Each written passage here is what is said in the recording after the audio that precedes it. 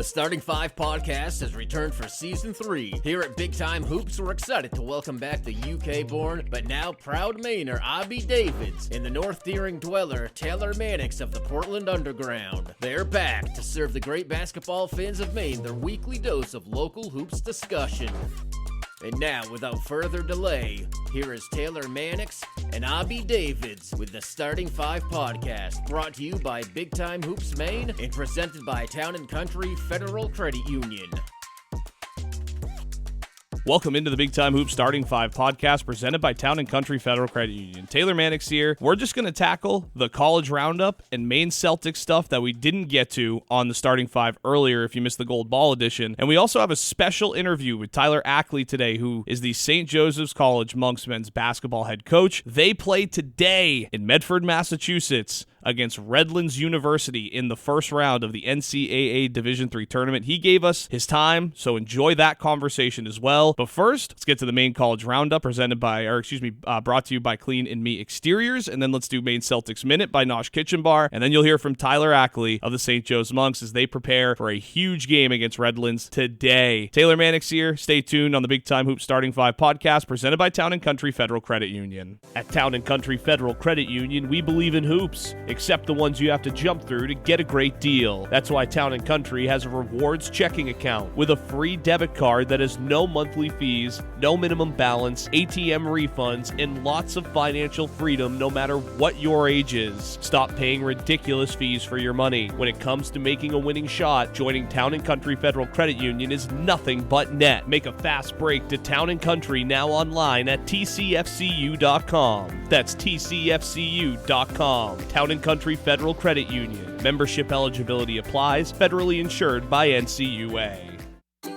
Clean Me Exteriors is a local family-owned pressure washing and exterior cleaning business providing services for residential and commercial property owners in southern Maine. Whether it's washing dirty siding, removing moss and ugly stains from your roof, or making sure your gutters are clean and working properly, Clean Me Exteriors is here to help. With over 200 plus 5-star reviews, Clean Me Exteriors is southern Maine's leader in all exterior cleaning needs, providing excellent service to homeowners, property and facility managers, retailers, contractors, and more. Are you ready to have the cleanest property on the block? Give us a call today at 207-209-3799 or visit our website www.cleanmeexteriors.com for a free inquiry form and to learn more. Welcome back into the Big Time Hoops Starting Five podcast presented by Town & Country Federal Credit Union. Taylor Mannix here. Abby's off for this one as we get into the college roundup and then a Maine Celtics minute to follow. But so much to talk about. We'll get into some individual college stuff on next week's Maine College Roundup. But this week on the Maine College Roundup, highlighting Maine programs and athletes in college, we have to start talking about the teams first. And again, I'll get into the individual awards. I have so many to sift through to make sure I got them all too as we go into next week's episode. But starting here this week, we'll start on the women's side. We'll get into the men's side and also be joined by the head coach from the St. Joseph's College Monks men's team ahead of their game today in Medford, Massachusetts, as mentioned in the intro. But first, let's start talking about those Bowdoin Polar Bears. The Bowdoin women finished their season undefeated at 27-0 and NESCAC champs. They knocked off their in-state rivals in a dramatic fourth-quarter rally to seal their 11th NESCAC championship back on Sunday, coming from behind to defeat the Colby Mules 62-59. Bowdoin locked down defensively in the second half, holding the Mules to 33% shooting and just 21 points overall. While on the offensive end, Sydney Jones took over, outscoring Colby herself in the second half of the game, totaling 22 points and ending with 24 points and 5 rebounds. Bangor native Abby Quinn added 10 points. According to the Polar Bears website, the consecutive NESCAC championships for Bowdoin marks the first back-to-back conference titles in the league since Amherst won 3 straight between 2016 and 2019. It is the first back-to-back crown for Bowdoin since they won 7 straight between 2001 and 2007. Bowdoin now heads into the NCAA tournament undefeated for the second time in program history. 2004 was the last time they were 27-0, or I should say just undefeated. I don't know if they were 27-0, but they were at least undefeated in 2004, and they are just one of of 2 remaining undefeated teams in Division III overall, again at 27-0. Bowdoin will host an NCAA Division III first-second round regional in Morrell Gymnasium this weekend. It starts with the first round tonight, March 7th at 5 p.m. when 24-3 Cortland plays 22-5 Endicott. The home team and the Bowdoin Polar Bears are scheduled to take the court at 7:30 p.m. against 17-11 Brooklyn. The second round will take place Saturday at 7:30 p.m. and will feature first-round winners. So Bowdoin tonight, 7:30 p.m. tonight, Morrell Gymnasium. Be there or be square. Keeping it in the NESCAC, the Bates Bobcats women will join Bowdoin in the tournament after receiving an at-large bid. It's the third time in their program's history in the last 4 years that the Bobcats will go dancing in March. Bates finished 16-9 and received an at-large bid for the second straight year. They're coming off a Sweet 16 appearance last season and looking to do some more damage this year in the NCAA Division III Women's Tournament. Unlike rivals Bowdoin, they aren't hosting a first and second round matchup. The Bobcats have traveled to Scranton, Pennsylvania to take on Southern Virginia University out of the USA South Conference. That game taking place today at the John Long Center. Tip is set for 4:15 p.m. The winner of the Bates Southern Virginia game will take on either the host, number 3 nationally ranked Scranton, or Mount St. Mary's, New York, in the second round on Saturday at 6:45 p.m. Should note, according to the Bates website, it's also the 9th time in program history they are in the tournament, and again, 3rd time in the last 4 years. Let's jump to the Yankee Small College Conference, where the CMCC Central Maine Community College Mustangs women's basketball team made it 8 Yankee Small College Conference tournament championships in a row with a 74-61 win over the University of Maine at Augusta Moose this past Sunday at the SMCC campus, where the YSCC Tournament took place. The Mustangs scored 29 points in the fourth quarter to pull away from the Moose, turning what was a 1-point game into a 13-point victory. According to the Mustangs website, the YSCC Player of the Year, Ella Levine, was held to just 2 points in the first half, but she did get her groove back in the second to finish with a total of 13, which extended her streak of scoring double figures in every game she's played this season, which to me was absolutely mind-boggling. Central Maine now sets their sights on the USCAA Division II National Tournament in Buffalo, New York. The Mustangs will be the number 2 seed in the 10-team field, playing their first game next Wednesday, March 12th. CMCC will face the winner of number 7 UC Claremont and number 10 Penn State Du Bois from the play-in game. The Mustangs are looking for their 4th national championship in program history. Meanwhile, their rivals who lost in the YSCC championship game, UMA Women's Moose, get an at-large bid to the USCAA national tournament. They will play Johnson & Wales out of North Carolina in the USCAA Division II Small College National Championship quarterfinal next Wednesday, March 12th. Their game's at 3:45 p.m. So good luck to the Moose and Mustangs as they are repping on the women's side, heading down from Maine to see if they can get their national championship groove on. Let's jump to the men's side now and talk about some of the winners that are heading to the NCAA Division III National Tournament on that side. Starting with the GNAC, the Great Northeast Athletic Conference, the St. Joseph College Monks won the title over the LaSalle Lasers 79-72 this past Saturday afternoon, extending their impressive winning streak to 18 consecutive games so far this season and securing an automatic qualifier bid to that NCAA D3 men's tournament. Remy Jowani of Portland, Maine delivered a game-high 26 points for the Monks, including a perfect 5 for 5 from the free throw line. Wani had 8 assists and 6 rebounds. Other top performers included Wani Donato of Portland, Maine, who had a solid 22 points, 10 rebounds for a double-double. John Paul Frazier of York, Maine added 14 points, 6 rebounds, and 1 assist. Silvano Ishmael of Portland, Maine tallied 7 points and 7 rebounds, 1 assist, and 2 steals, while Tegan Haynes of York, Maine added 6 points, 5 assists, and 5 rebounds. The Monks will face off against the University of Redlands today in the NCAA D3 tournament, who are in the tournament for the first time since 2013, earning an at-large selection to the championship after finishing number 26 in the MPI rankings. The winner of that game today will play the winner of Tufts and Yeshiva University on Saturday with the time to be announced. The second round winner moves on to the selectionals. The game, by the way, way is being played at Tufts University in Medford, Massachusetts. And of course, we'll have more on the team, on the game, as Tyler Ackley of the St. Joseph's Monks men's college basketball team, the head coach, is joining us at the end of these updates, as I'm sure you heard in the intro. But if you didn't, we have the head coach of the St. Joseph's Monks coming on to talk about that game against Redlands. The other men's team in the tournament from Maine is the Husson University Eagles. The men outscored Vermont State University Johnson by 22 points in the second half to earn their second consecutive North Atlantic Conference championship with a 90-59 victory back on Sunday afternoon at Newman Gymnasium. According to the Eagles website, it was the 10th NAC title since 2009,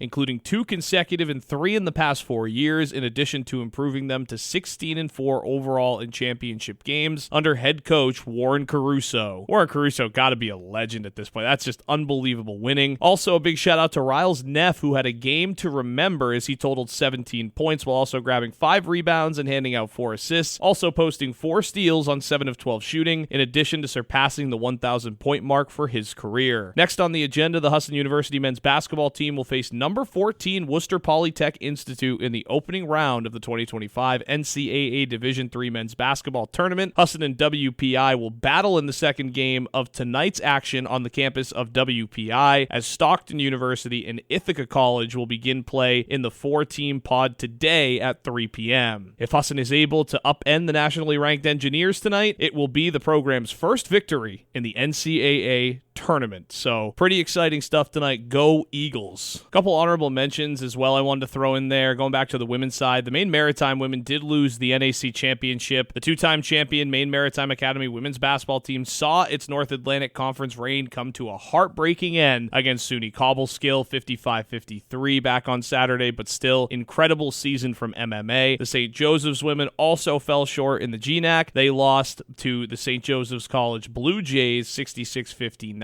in that great Northeast Athletic Conference final, but another great season from Coach McDevitt and that St. Joseph's women's basketball program. And in the LEC, number 1 nationally ranked UMass Dartmouth claimed the 2025 women's title with a win over the number 3 ranked USM Huskies. What a game that was. Jane McCauley knocked down 10 3-pointers for UMass Dartmouth to just an unbelievable performance as they beat USM 94-50. Not much USM could do there when you're playing a team that has that kind of a score, but the Huskies won 18 games, which was the most wins they've had in a season since 2018-19 when they finished 16-11. So despite the loss, it was still a really successful season for the USM Huskies, and we'll get into individual awards next week, a couple being handed out to them. But congratulations to all 3 of those women's programs. They made it to the finals of all their conferences and their championships, but they weren't able to get it done, but still some incredible stuff there. You gotta love it. And I can't believe I almost forgot to mention on the men's side for a little honorable mention, the UMPI men's basketball team. That's right, the University of Maine at Presque Isle men's basketball team. Last season, this UMPI men's program, the Owls, was 12-14. This year, head coach Dan Kane and his other coaches, Joe Michaud, Mark Knight, and Danny Harris, have really turned this program around again. 12-14 last year. This year,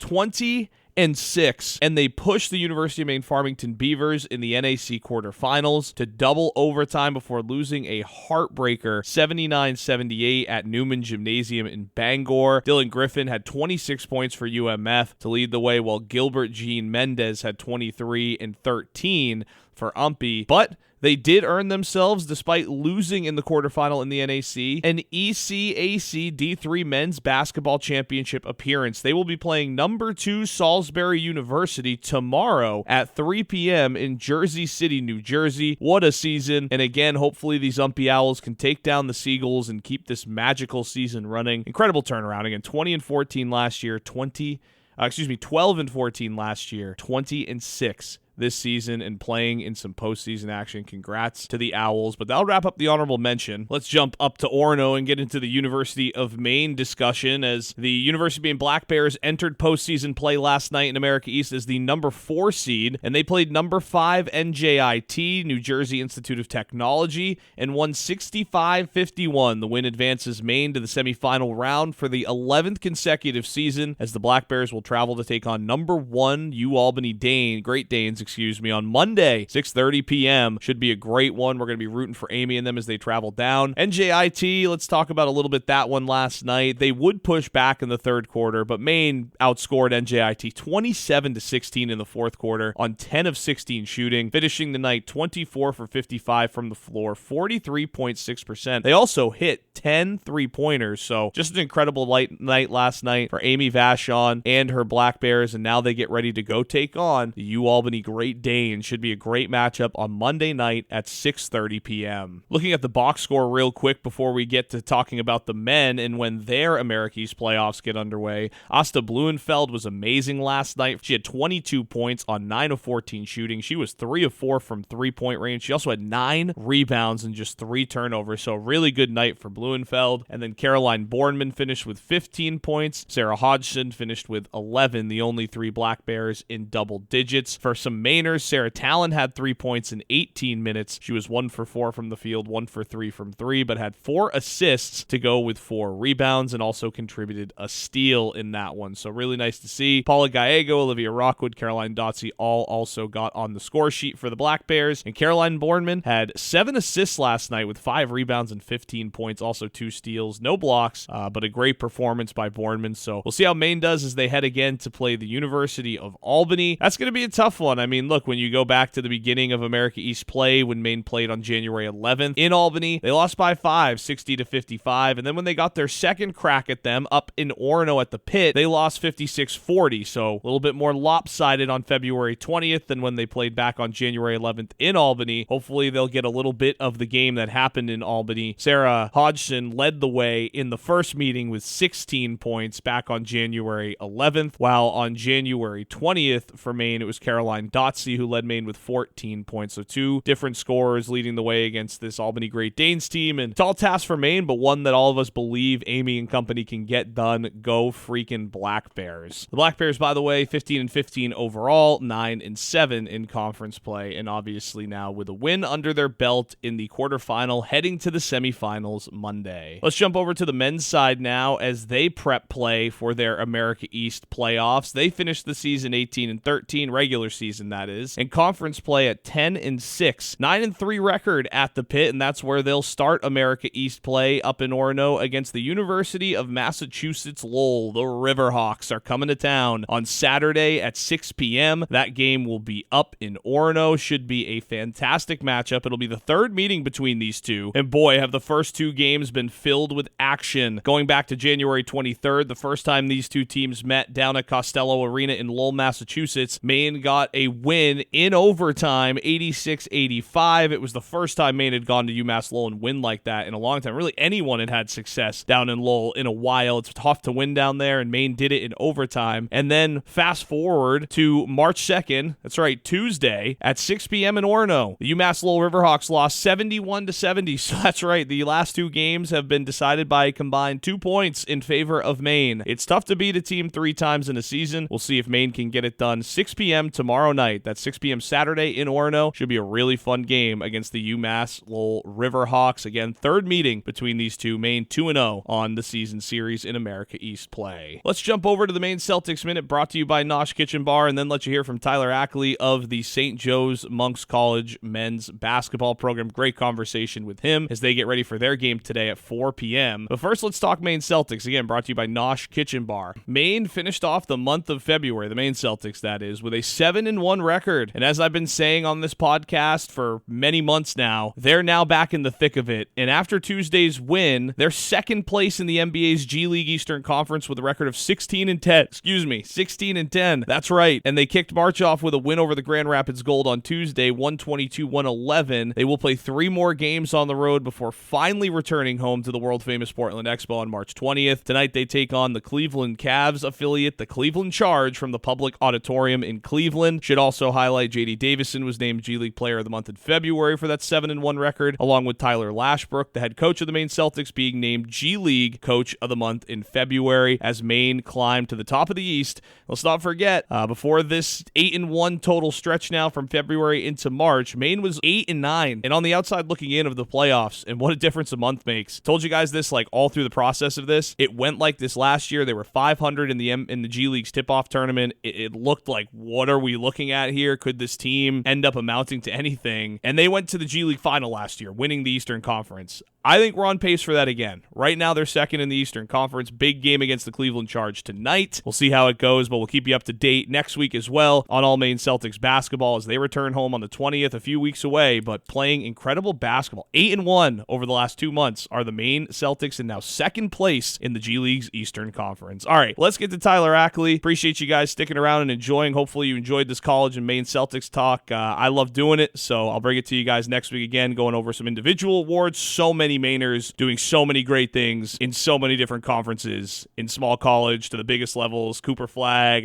Cash McClure, wherever we go with it next week. We have a lot to talk about, so stay tuned for more college stuff, more Maine Celtic stuff, and of course, more high school stuff. Big Time Hoops All-Star Game coming this weekend. McDonald's All-Star Game, right? So much to pay attention to. So the season might be over. Gold balls might have been handed out, but we still got a lot to cover here on Big Time Hoops, and especially here on the Starting Five podcast on the Big Time Hoops network, presented by Town and Country Federal Credit Union. I'm Taylor Mannix. Stay tuned for Tyler Ackley of the St. Joseph's College Monks men's basketball team, the head coach, joining me after this break. The shots you never make are the ones you never take. Give Town and Country Federal Credit Union a shot, and you'll be part of a winning team. Town & Country has an awesome mobile app so you can do what you want when you want it. No monthly fees, no minimum balance, a free debit card, and you can get paid for living life. Don't double dribble the opportunity to bank local and bank better, except not at a bank, at Town & Country Federal Credit Union. Join Maine's best credit union at TCFCU.com. That's TCFCU.com. Membership eligibility applies, federally insured by NCUA.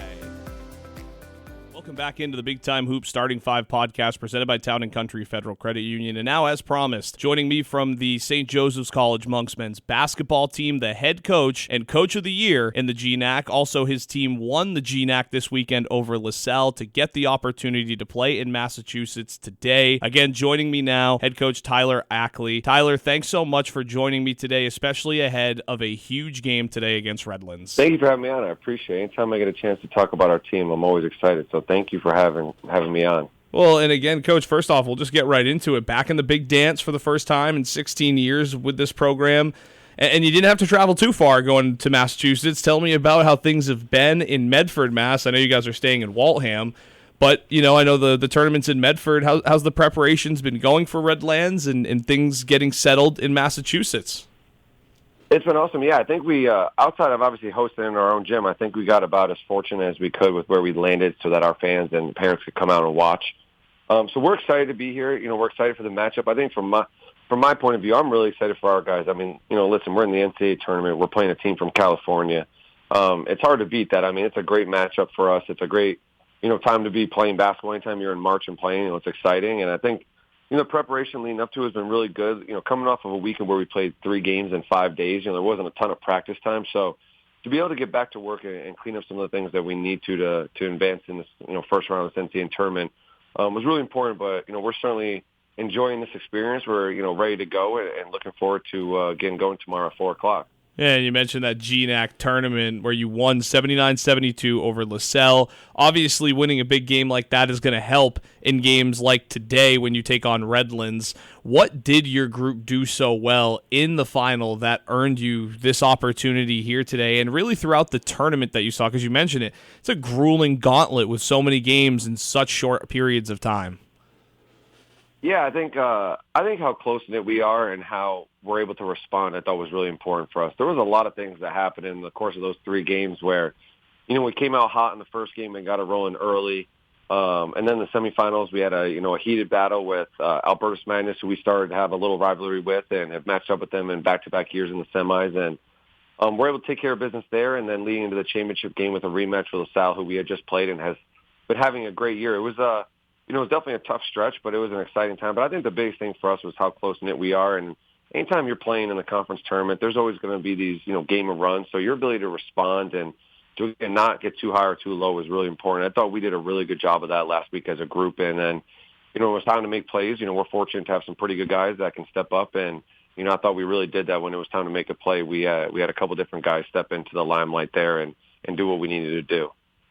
Yeah, and Coach, an 18-game win streak now after everybody was able to step up and kind of do their job there. What has been so important about your team's success during this amazing run, because obviously it's not just been one. I know Remy Joe obviously is someone that gets highlighted a lot, but this has been such a team effort over 18 games. How's it been to watch this group just thrive? It's been awesome. I think we really are the true definition of a team. I believe we've had 6 different kids score 20 or more points in a game this year. And it gives us a lot of versatility. It also gives us a lot of room for error at times. As an 18, 19, 21, 20-year-old young man, it's hard to show up every day and be consistent every game. Everyone's going to have an off night. So when you have teammates that can step up, it's not a big deal when 1 or 2 guys don't have their best game, because we have a few others that can step into that place and take over that little bit of slack. But it's been really huge. I think the early part of our season in the first semester, we really try to challenge ourselves in the non-conference, and I think those moments are so important for us. Because one, we find some things out about ourselves that we need to get better at, but we also learn what it takes to beat the best team. So, one thing about this group is we continue to get better as the year's gone on. So as we've had those missteps, we've learned from those things and been able to come back better. But I think that's been a huge catalyst in the 18-game winning streak. And then, one thing we always talk about is we really try to focus on us and what we do. And one of our big things we say to each other all the time is we just want to meet our standard. And if we feel like if we do that consistently enough that we can compete with anyone in the country, and we look forward to kind of trying to prove that here this weekend and beyond. Yeah, and I know it's hard to reflect right now, Coach, with the game ahead, but a lot of awards were handed out this week, including your Coach of the Year award, which means that you're considered the best coach in the GNAC this season. What was it like for you to win that, but also have Remy Jo Wani win Player of the Year, Wani Donato win Defensive Player of the Year, and Silvano Ishmael win Rookie of the Year? I mean, it was a lot of hardware that went back to the university this year. And again, I know it's hard to reflect, so it doesn't need to be too well thought out, but just what was it like when all of you were able to share that moment together, as you mentioned, as a team? And usually these individual awards are celebrated as individuals, but with everybody getting a piece of the pie, it felt like everybody was eating. Absolutely. I think we were most excited for our guy, Wani Donato, to get Defensive Player of the Year, because he has just been a huge X factor. He's somebody that has taken a massive step forward in his development the last probably 6 or 7 weeks. And so I think as a group, we were really excited for him to get Defensive Player of the Year, because that's something Wani and I have been talking about since he showed up on campus, because I think that's at the end of the floor that he hangs his hat on. And even though his offensive game has really kind of taken off in the last month and a half, defensively is where he's made his impact from his first day on campus here. And so we were excited about that. But yeah, as I told those guys, the Coach of the Year award, that is so much more about them. That just goes to the coach that has the best team. So without those guys, that's not even possible. And honestly, that's the least important of all the awards. I was more excited that those 3 guys got honored. And, we did take time as a team to share that. I didn't want it to be they found out when the GNAC posted it. So we actually met as a team after we found out where we were going, and we enjoyed that moment. And then in front of everybody, we kind of announced who had won what, so those guys could celebrate each other, because that is something that's made us really special, is the buy-in from this team, and again, their ability to, cheer on each other and celebrate each other's successes more than even their own at times. So we were all pretty excited for Wani. Obviously a huge moment for Remy being the only sophomore in program history to win the award. And then Vano stepping in and being the second Rookie of the Year that we've ever had as a program is really huge. And, I'll be honest, he has had one of the better freshman years that of anyone I've been around. I've been fortunate to be around some really good players, but to come in and not only average the points, assists, rebounds that he does, and the field goal percentage, it's the impact with the other stuff that he's had on our program that's been really important.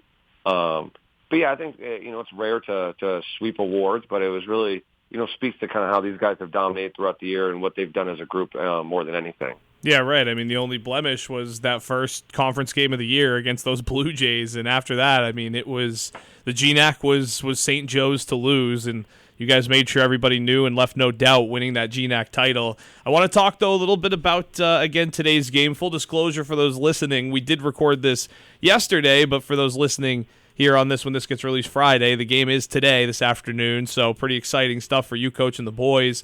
What challenges does Redlands present to your group? I'm sure it's been interesting to scout a team that's not from the East Coast here.